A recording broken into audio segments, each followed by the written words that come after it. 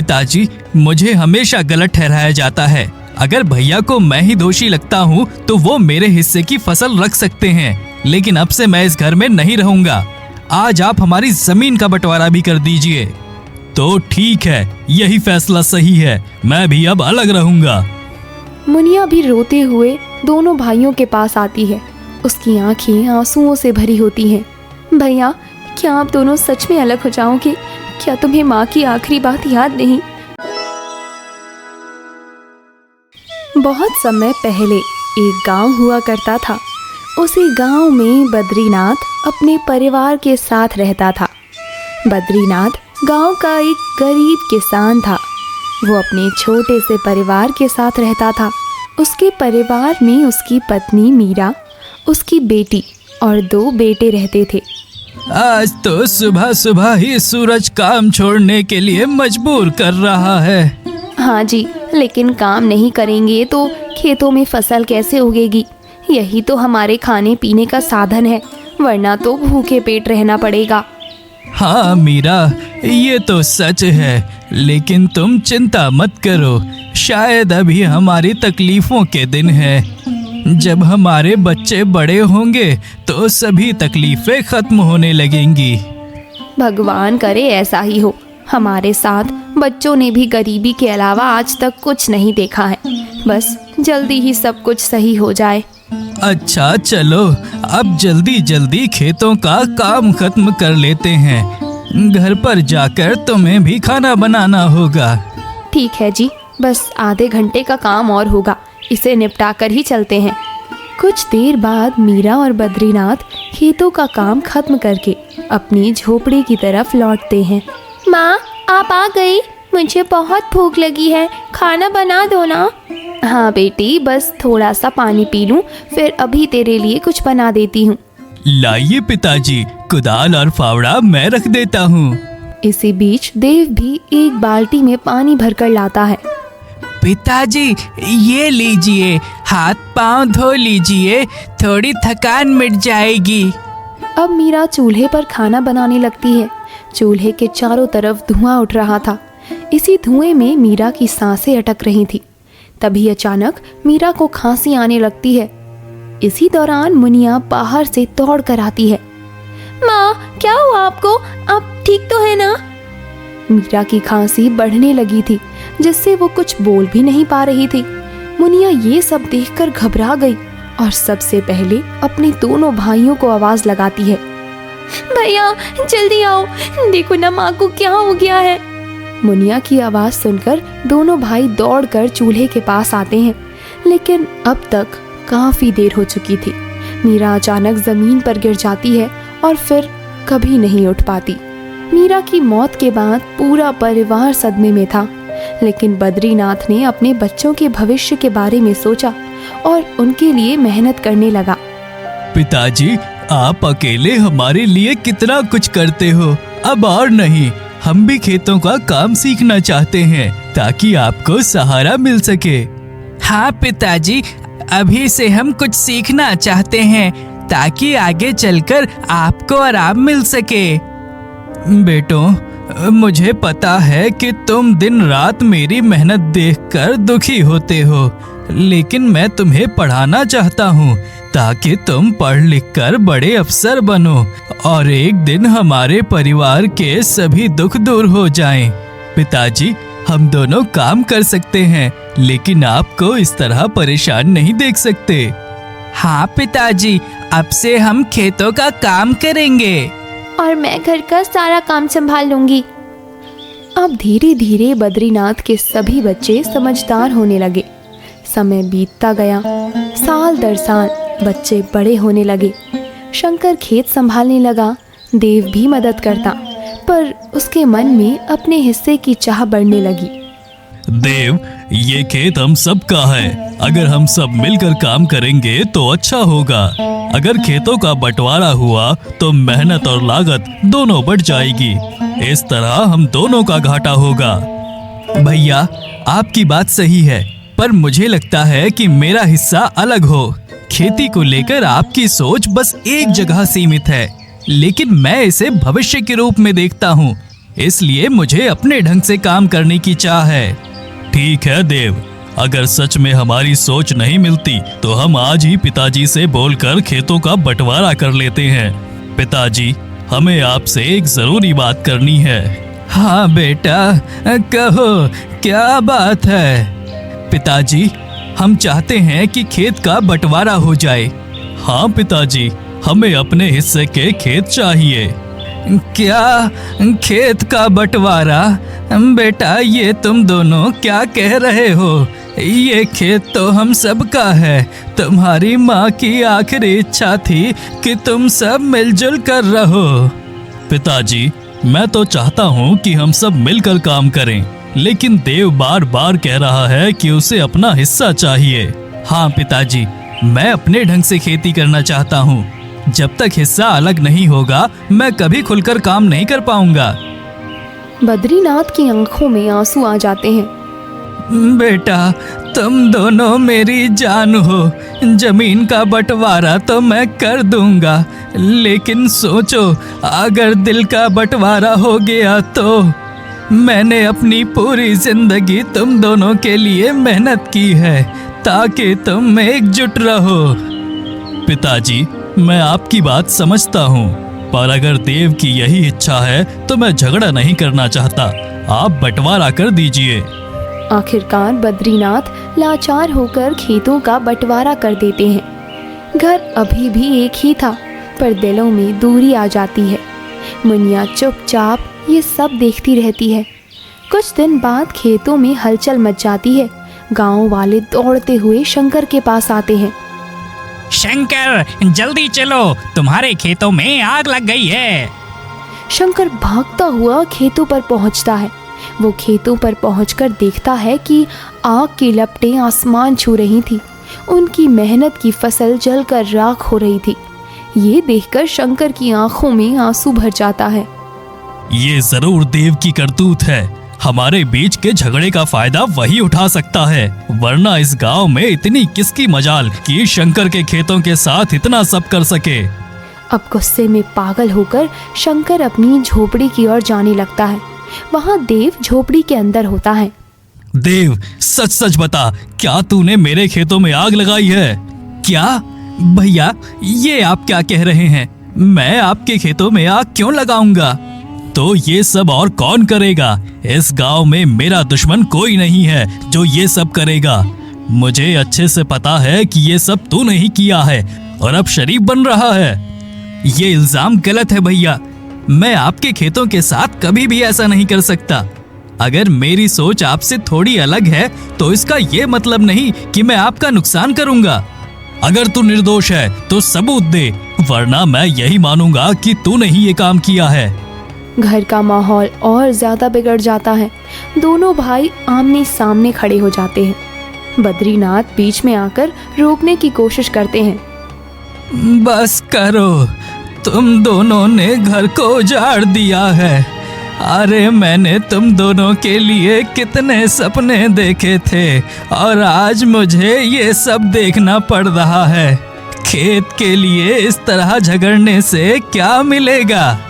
जब तक किसी ने आंखों से कुछ नहीं देखा, बेवजह इल्जाम लगाना गलत है।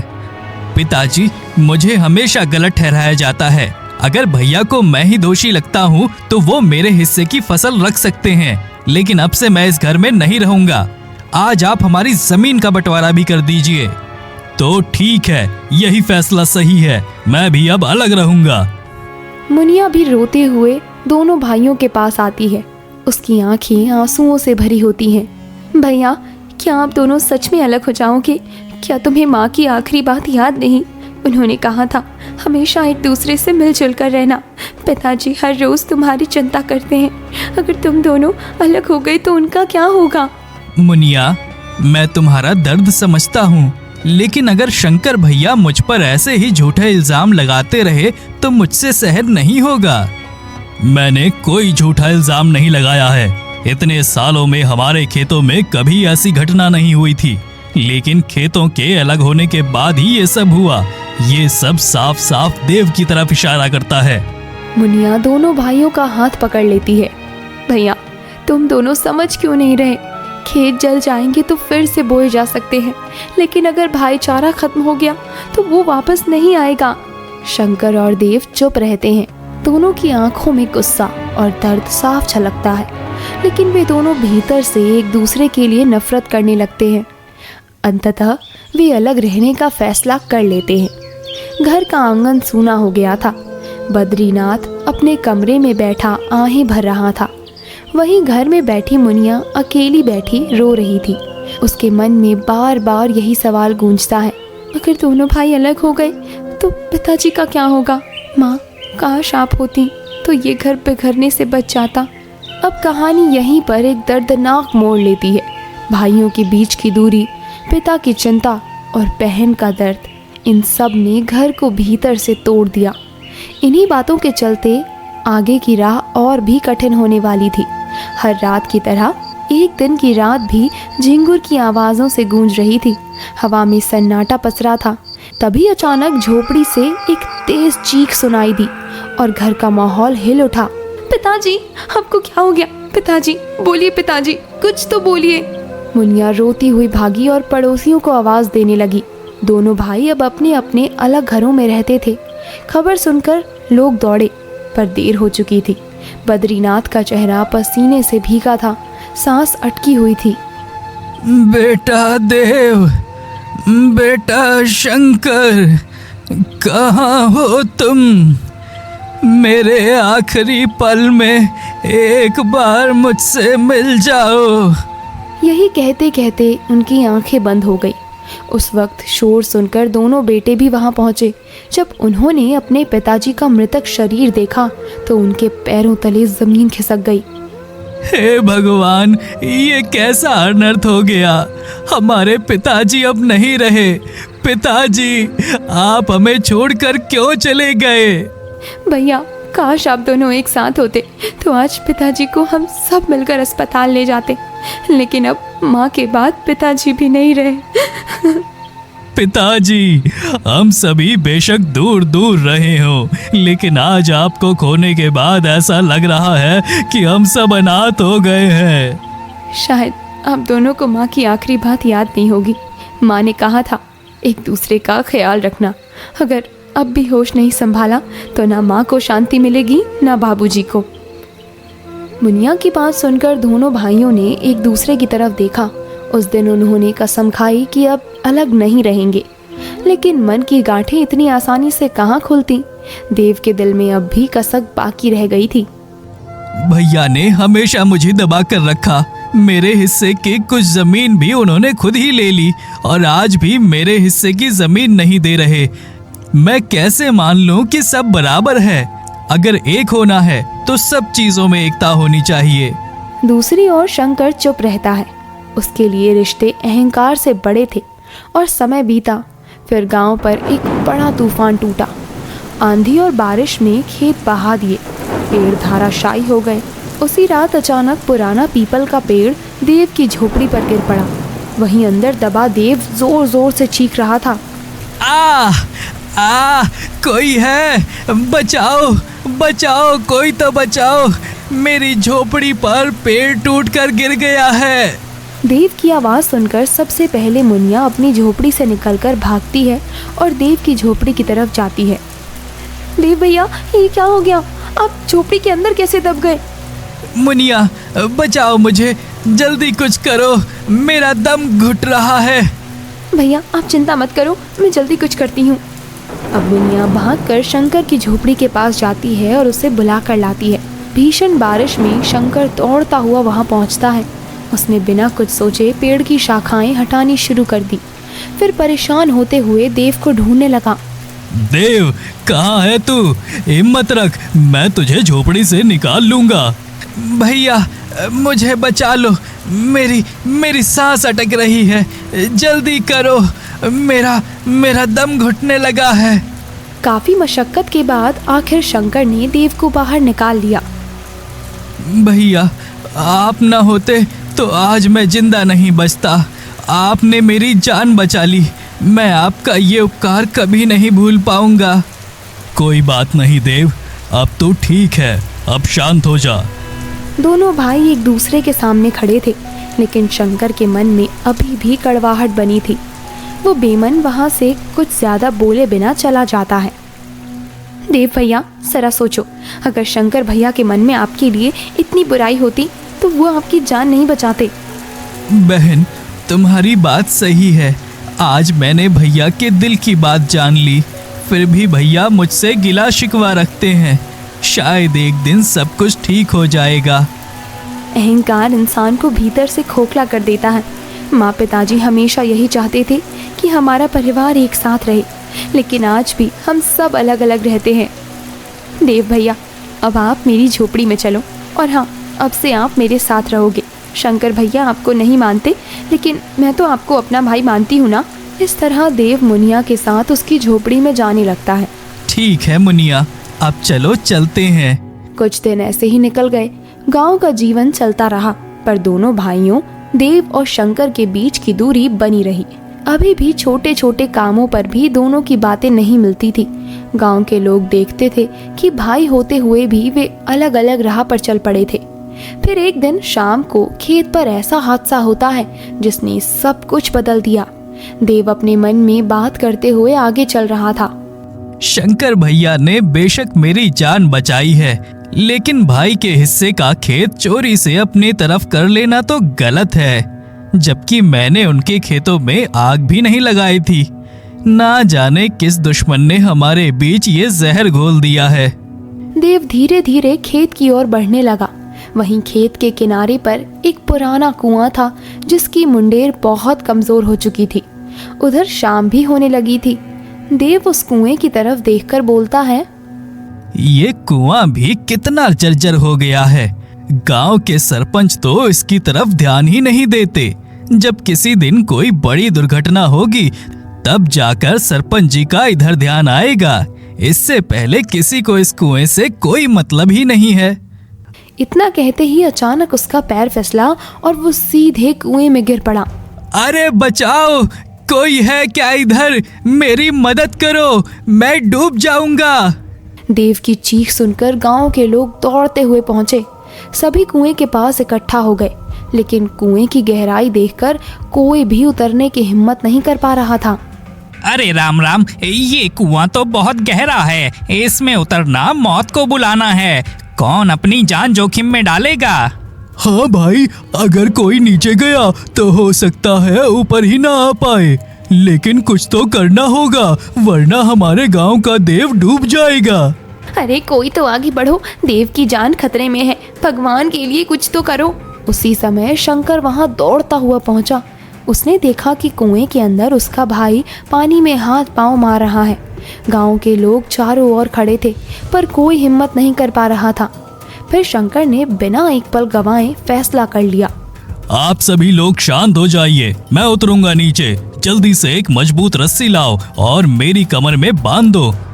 बस आप लोग मेरा साथ दो, देव को कुछ नहीं होगा। शंकर, ये बहुत खतरनाक काम है। भगवान ना करे तुम्हारी जान भी खतरे में ना पड़ जाए। हरीश भैया वो मेरा भाई है, उसकी जान मेरी आंखों के सामने जाते हुए मैं कैसे देख सकता हूँ? आप लोग मेरी मदद कीजिए, बाकी भगवान ने चाहा तो देव बच जाएगा। गांव वालों ने तुरंत रस्सी लाकर शंकर की कमर से बांध दी। शंकर ने मन ही मन भगवान का नाम लिया और कुएं में छलांग लगा दी। अब पानी में उतरकर उसने डरे हुए देव को कसकर पकड़ लिया।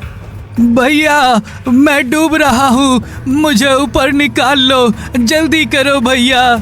इसी बीच मुनिया भी वहां आ जाती है और कुएं की ओर देखकर देव को हौसला देने लगती है। देव भैया, अब बिल्कुल भी मत घबराना, अब आप सुरक्षित हो, बस शंकर भैया को अच्छे से पकड़ लो। देव, शांत हो जाओ, तुम बिल्कुल भी मत घबराओ, मैं तुम्हें बचा लूंगा, बस मुझे कसकर पकड़ लो। ऊपर वाले की कृपा से हम दोनों सही सलामत बाहर निकल जाएंगे। अब गांव वाले ऊपर से रस्सी खींचने लगे। सभी रस्सी को जोर लगाकर खींच रहे थे और ऊपर से आवाजें दे रहे थे। हिम्मत रखो शंकर, तुम दोनों बस एक दूसरे को कसकर पकड़ लेना, हम सब तुम्हें खींच रहे हैं। बस थोड़ी देर और, तुम दोनों ऊपर आने ही वाले हो। आखिरकार गांव वालों की मदद से दोनों भाई कुएं से बाहर निकल गए। देव थर थर कांप रहा था। पानी से भीगा उसका शरीर और चेहरे पर डर साफ दिख रहा था। वो एक पल के लिए भी शंकर को छोड़ना नहीं चाहता था। भैया, अगर आप ना होते तो आज मेरी लाश ही इस कुएं से निकलती। आपने मेरी जान बचा ली। हम दोनों भाई के बीच इतना अपनापन होने के बाद भी ना जाने इतनी दूरी क्यों है। देव, तू मेरा छोटा भाई है। मुझे अच्छे से पता है कि हमारे बीच मनमुटाव बना रहता है, लेकिन तेरी जान की कीमत मेरे लिए उन सब से बढ़कर है। ये सब जमीन जायदाद की बातें एक तरफ है, लेकिन भाई की जान अनमोल है। भैया, मैं सच कहता हूँ, उस दिन मैंने आपके खेतों में आग नहीं लगाई थी। खेतों में आग किसी दूसरे की चाल थी। ठीक है देव, हो सकता है उस दिन आग किसी और ने लगाई हो, लेकिन हमारे जीवन की कीमत इससे कई गुना बढ़कर है। गांव वाले ये दृश्य देखकर भावुक हो गए। सबकी आंखों में आंसू आ गए। किसी ने भगवान का नाम लिया तो किसी ने भाइयों की जोड़ी की तारीफ की। उस पल सभी ने महसूस किया कि भाई से बड़ा कोई रिश्ता नहीं होता और इंसान की सबसे बड़ी पूंजी उसका परिवार होता है। कुछ दिनों बाद, अरे मुनिया, तुम घर की साफ सफाई क्यों कर रही हो? क्या कोई खास बात है? हाँ देव भैया, इस बार की भैया दूज मैं भी मनाऊंगी। कुछ ही दिन बाद भैया दूज का त्योहार आ जाता है। पूरे गांव में उस सुबह की रौनक देखने लायक थी। हर घर में पकवान बन रहे थे। बच्चे नए कपड़े पहनकर इधर उधर दौड़ रहे थे, लेकिन मुनिया आज भी उदास बैठी थी। देव भैया, आप तो मेरे पास रहते हो, लेकिन शंकर भैया कभी भी हमारे पास नहीं आते। आज भैया दूज है, लेकिन मेरे पास सिर्फ एक ही भाई है। मुनिया, उदास क्यों हो रही हो? तेरा एक भाई तो है ना तेरे पास। भैया, मैं पहली बार भैया दूज मनाने जा रही हूँ। मेरा बचपन से एक ही सपना था कि इस त्योहार के दिन अपने दोनों भाइयों को एक साथ बिठाकर आरती करूं, लेकिन शायद मेरा ये सपना ही रह जाएगा। गांव वाले धीरे धीरे घर के बाहर जमा होने लगे। सब जानना चाहते थे कि क्या सच में आज दोनों भाई मिलकर त्योहार मनाएंगे। तभी शंकर अपनी बहन की झोपड़ी में पहुंच जाता है। अरे शंकर भैया, आप? देव भैया देखो, शंकर भैया आज हमारी झोपड़ी में आए हैं। हाँ मेरी प्यारी बहन, मैंने तेरे सपनों के बारे में सब बातें सुन ली हैं, और हाँ, आज तेरा बचपन का सपना जरूर पूरा होगा। अब दोनों भाई एक साथ बैठ जाते हैं। फिर मुनिया ने कांपते हाथों से पहले शंकर और फिर देव के माथे पर तिलक लगाया। तिलक करते करते उसकी आंखों से आंसू बह निकले। बहन, आज तूने हमें बहुत बड़ी सीख दी है। मैं तुझसे वादा करता हूँ कि हम सभी एक परिवार की तरह मिलजुल कर रहेंगे। हाँ मेरी बहन, अब चाहे खेत की जमीन हो, पैसा हो या कोई भी चीज, हम दोनों के लिए सब कुछ समान होगा। अब घर में कोई बंटवारा नहीं होगा, हर चीज सभी की होगी। तो बताओ, क्या अगले भैया दूज पर भी मैं तुम दोनों को इसी तरह साथ बैठाकर तिलक कर पाऊंगी? हाँ मेरी प्यारी गुड़िया, अब हम सभी एक साथ रहेंगे। दूसरी भाई दूज पर भी तो इसी तरह हमें तिलक लगाएगी। बहन, अब ये भाई बहन का प्यार कभी भी नहीं टूटेगा। हम अपने माँ और पिताजी की ख्वाहिश जरूर पूरी करेंगे। अपने दोनों भाइयों की बातें सुनकर मुनिया की आंखों से आंसू गिरने लगते हैं। भैया, आज माँ और पिताजी जहाँ भी होंगे, वे आप लोगों की भावना देखकर बहुत खुश हुए होंगे। आज मैं भी आप दोनों को इस घर में पाकर बहुत खुश हूँ। उस साल का भैया दूज पूरे गांव के लिए यादगार बन गया। लोग बरसों तक कहते रहे कि असली भाईचारा वही है जिसमें प्यार, बलिदान और सम्मान हो। शंकर और देव की कहानी ने गांव के हर दिल को ये सिखा दिया कि रिश्ते की ताकत सबसे बड़ी होती है और सच्चा प्यार हर झगड़े और जिद के ऊपर होता है।